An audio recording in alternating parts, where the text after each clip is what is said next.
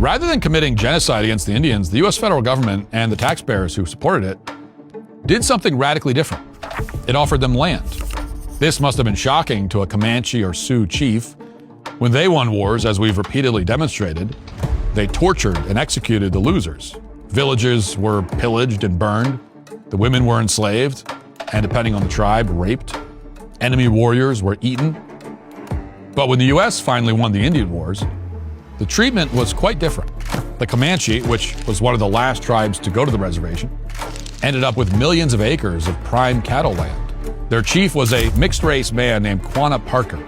He spent his youth murdering white settlers and committing horrifying atrocities, but Quanah Parker was never put on trial or executed for crimes against humanity. The women and children he undoubtedly killed and scalped were never avenged.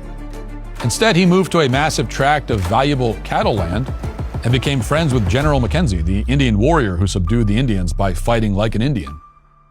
Rather than live out his life as a prisoner of war, Quanah Parker became a celebrity. He lived in a 10-room mansion. He dined with President Roosevelt, spent time lobbying lawmakers on Indian affairs. According to the book Empire of the Summer Moon, Quanah had one of the first residential telephones in Oklahoma. He owned a car, an ambulance, had a bodyguard, frequently traveled on a railroad that was named after him. He appeared in a Western movie called The Bank Robbery and rode in Teddy Roosevelt's inaugural parade, along with Geronimo, 2 Sioux chiefs, and a Blackfeet chief.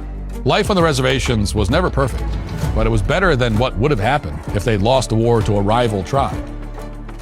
And that's what they don't teach you in school.